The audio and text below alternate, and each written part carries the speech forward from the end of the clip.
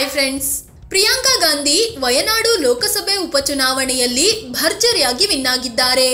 ಹಾಗಾದ್ರೆ ಪ್ರಿಯಾಂಕಾ ಗಾಂಧಿ ಜೀವನದ ಕತೆ ಗೊತ್ತಾ? ಇವರು ಓದಿರೋದು ಎಷ್ಟು? ತಡವಾಗಿ ರಾಜಕೀಯಕ್ಕೆ ಬಂದಿದ್ದು ಯಾಕೆ? ಪ್ರಿಯಾಂಕಾ ಲವ್ ಸ್ಟೋರಿ ಹೇಗಿದೆ? ಇವರ ಕುಟುಂಬದ ಆಸ್ತಿ ಎಷ್ಟು? ಎಲ್ಲವನ್ನು ಇವತ್ತಿನ ವಿಡಿಯೋದಲ್ಲಿ ಹೇಳ್ತೀವಿ.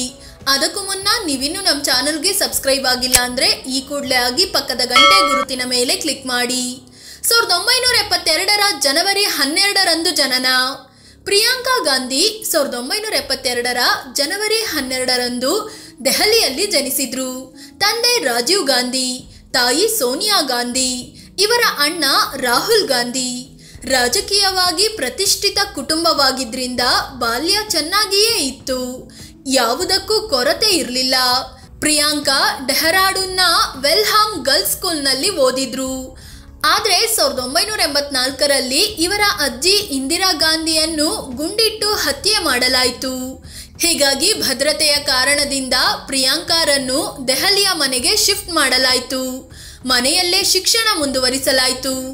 ನಂತರ ದೆಹಲಿಯ ಕಾನ್ವೆಂಟ್ ಆಫ್ ಜೀಸಸ್ ಅಂಡ್ ಮೇರಿ ಸ್ಕೂಲ್ನಲ್ಲಿ ಕಂಟಿನ್ಯೂ ಮಾಡಿದ್ರು.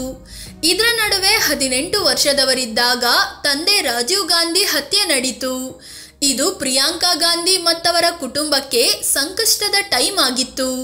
ನಂತರದಲ್ಲಿ ಸೈಕಾಲಜಿಯಲ್ಲಿ ಬ್ಯಾಚುಲರ್ ಡಿಗ್ರಿ ಪಡೆದುಕೊಂಡ ಪ್ರಿಯಾಂಕಾ ಗಾಂಧಿ ಬುದ್ಧಿಸ್ಟ್ ಸ್ಟಡೀಸ್ನಲ್ಲಿ 2010ರಲ್ಲಿ ಮಾಸ್ಟರ್ ಡಿಗ್ರಿ ಪಡ್ಕೊಂಡ್ರು. ರಾಜಕೀಯ ಅನುಭವ ಏನು ಗೊತ್ತಾ? ಪ್ರಿಯಾಂಕಾ ಗಾಂಧಿಯನ್ನು ಅಜ್ಜಿ ಇಂದಿರಾ ಗಾಂಧಿಗೆ ಹೋಲಿಸಲಾಗುತ್ತೆ. ಹೇರ್ ಸ್ಟೈಲ್, ಲುಕ್, ಮಾತು ಪ್ರತಿಯೊಂದರಲ್ಲೂ ಪ್ರಿಯಾಂಕಾ ತಮ್ಮ ಅಜ್ಜಿ ಇಂದಿರಾರನ್ನ ನೆನಪಿಸ್ತಾರೆ. ಪ್ರಿಯಾಂಕಾ 2004ರಲ್ಲಿ ತಮ್ಮ ಅಣ್ಣ ರಾಹುಲ್ ಗಾಂಧಿ ಮತ್ತು ತಾಯಿ ಸೋನಿಯಾ ಗಾಂಧಿ ಕ್ಷೇತ್ರದಲ್ಲಿ ಪ್ರಚಾರದ ಮೂಲಕ ರಾಜಕೀಯಕ್ಕೆ ಎಂಟ್ರಿ ಕೊಟ್ರು. 2007ರ ಉತ್ತರ ಪ್ರದೇಶ ಚುನಾವಣೆಯಲ್ಲಿ ರಾಹುಲ್ ಗಾಂಧಿ ಇಡೀ ರಾಜ್ಯದ ಚುನಾವಣಾ ಪ್ರಚಾರ ವಹಿಸಿಕೊಂಡ್ರೆ, ಪ್ರಿಯಾಂಕಾ ರಾಯ್ಬರೇಲಿ ಮತ್ತು ಅಮೇಥಿ ಕ್ಷೇತ್ರದ 10 ವಿಧಾನಸಭೆ ಕ್ಷೇತ್ರಗಳ ಜವಾಬ್ದಾರಿ ಹೊತ್ತುಕೊಂಡಿದ್ರು. ಆದರೆ ಇವರು ರಾಜಕೀಯದಲ್ಲಿ ಫುಲ್ ಆಕ್ಟಿವ್ ಆಗಿದ್ದು 2019ರ ಬಳಿಕ. ಅಂದರೆ 2019ರ ಜನವರಿಯಲ್ಲಿ ಇವರನ್ನು ಕಾಂಗ್ರೆಸ್ನ ಪ್ರಧಾನ ಕಾರ್ಯದರ್ಶಿಯನ್ನಾಗಿ ಆಯ್ಕೆ ಮಾಡಲಾಯಿತು. ಉತ್ತರದ ಜವಾಬ್ದಾರಿ ಹೊತ್ತ ಪ್ರಿಯಾಂಕಾ ಮೊದಲಿಗೆ ಉತ್ತರ ಪ್ರದೇಶದ ಪೂರ್ವ ಭಾಗದ ಜವಾಬ್ದಾರಿಯನ್ನು ವಹಿಸಲಾಯಿತು. ಅದೇ 2020ರ ಸೆಪ್ಟೆಂಬರ್ನಲ್ಲಿ ಇಡೀ ಉತ್ತರ ಪ್ರದೇಶದ ಜವಾಬ್ದಾರಿಯನ್ನು ವಹಿಸಲಾಯಿತು. 2022ರ ಉತ್ತರ ಪ್ರದೇಶ ವಿಧಾನಸಭೆ ಚುನಾವಣೆಯನ್ನು ಇವರ ನೇತೃತ್ವದಲ್ಲೇ ಎದುರಿಸಲಾಯಿತು. ಆದರೆ ಕಾಂಗ್ರೆಸ್ ಚುನಾವಣೆಯಲ್ಲಿ ಗೆಲ್ಲಲಿಲ್ಲ. 2022ರ ಅಂತ್ಯದಲ್ಲಿ ನಡೆದ ಹಿಮಾಚಲ ಪ್ರದೇಶ ವಿಧಾನಸಭೆ ಚುನಾವಣೆಯಲ್ಲಿ ಕಾಂಗ್ರೆಸ್ ಗೆದ್ದು ಬೀಗ್ತು. ಅದರಲ್ಲಿ ಪ್ರಿಯಾಂಕಾ ಪ್ರಮುಖ ಪಾತ್ರ ವಹಿಸಿದ್ರು. 2024ರ ಲೋಕಸಭೆ ಚುನಾವಣೆಯಲ್ಲೂ ಪ್ರಿಯಾಂಕಾ ದೊಡ್ಡ ಮಟ್ಟದಲ್ಲಿ ಪ್ರಚಾರ ನಡೆಸಿದ್ರು. ರಾಹುಲ್ ಗಾಂಧಿ ನೇತೃತ್ವದ ಭಾರತ್ ಜೋಡೋ ಯಾತ್ರೆಯಲ್ಲಿ ಭಾಗಿಯಾಗಿ ಬಲ ತುಂಬಿದ್ರು. ಆದರೆ ಚುನಾವಣಾ ರಾಜಕೀಯಕ್ಕೆ ಎಂಟ್ರಿ ಕೊಟ್ಟಿರಲಿಲ್ಲ. ಈ ಸಲ ರಾಹುಲ್ ಗಾಂಧಿ ವಯನಾಡು ಮತ್ತು ರಾಯ್ಬರೇಲಿ ಕ್ಷೇತ್ರಗಳಿಂದ ಲೋಕಸಭೆಗೆ ಸ್ಪರ್ಧಿಸಿದ್ರು. ಎರಡೂ ಕ್ಷೇತ್ರದಲ್ಲಿ ಗೆದ್ದಿದ್ರಿಂದ ವಯನಾಡು ಕ್ಷೇತ್ರಕ್ಕೆ ರಾಜೀನಾಮೆ ಕೊಟ್ಟರು. ಈ ಉಪಚುನಾವಣೆಯಲ್ಲಿ ಪ್ರಿಯಾಂಕಾ ಗಾಂಧಿ ಮೊದಲ ಬಾರಿಗೆ ಚುನಾವಣಾ ಕಣಕ್ಕೆ ಇಳಿದಿದ್ರು. ಪ್ರಿಯಾಂಕಾ ಗಾಂಧಿ ಲವ್ ಸ್ಟೋರಿ ಹೇಗಿದೆ? ಪ್ರಿಯಾಂಕಾ ಗಾಂಧಿ 13 ವರ್ಷದವರಿದ್ದಾಗ ಮೊದಲ ಬಾರಿಗೆ ರಾಬರ್ಟ್ ವಾದ್ರಾ ಭೇಟಿ ಆಯಿತು. ಇಬ್ಬರು ಒಂದೇ ಸ್ಕೂಲ್ನಲ್ಲಿ ಓದ್ತಿದ್ರು. ರಾಬರ್ಟ್ ವಾದ್ರಾ ತಂಗಿ ಮತ್ತು ಪ್ರಿಯಾಂಕಾ ಸ್ನೇಹಿತರಾಗಿದ್ರು.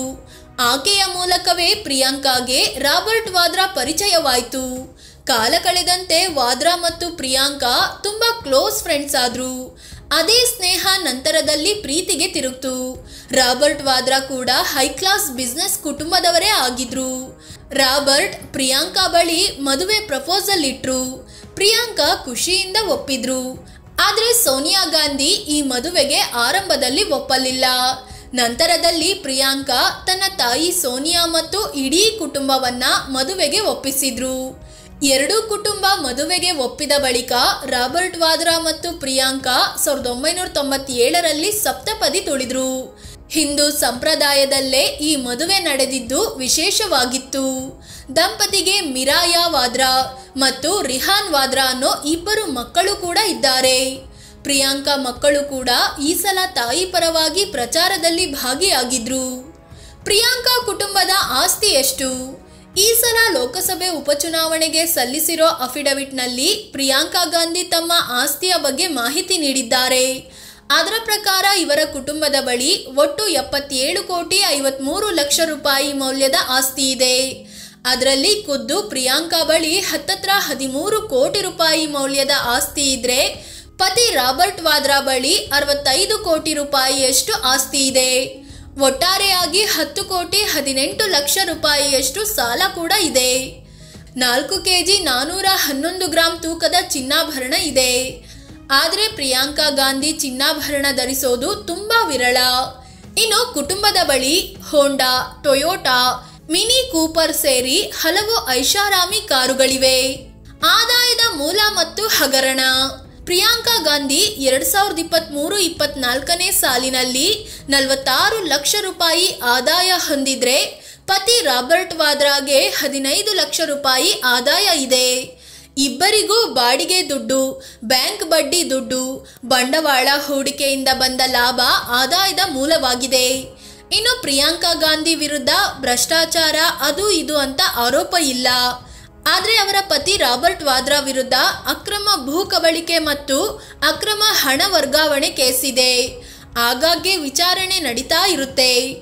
ಫ್ರೆಂಡ್ಸ್, ಇದು ರಾಹುಲ್ ಗಾಂಧಿ ತಂಗಿ ಪ್ರಿಯಾಂಕಾ ಗಾಂಧಿ ಜೀವನದ ಬಗ್ಗೆ ಮಾಹಿತಿ ನೀಡುವ ಪ್ರಯತ್ನ.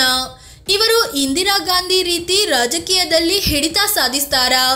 ಕಾಮೆಂಟ್ ಮಾಡಿ ಹೇಳಿ. ಅದೇ ರೀತಿ ನೀವಿನ್ನೂ ನಮ್ಮ ಚಾನಲ್ಗೆ ಸಬ್ಸ್ಕ್ರೈಬ್ ಆಗಿಲ್ಲ ಅಂದರೆ ಈ ಕೂಡಲೇ ಆಗಿ ಪಕ್ಕದ ಗಂಟೆ ಗುರುತಿನ ಮೇಲೆ ಕ್ಲಿಕ್ ಮಾಡಿ. ಧನ್ಯವಾದ.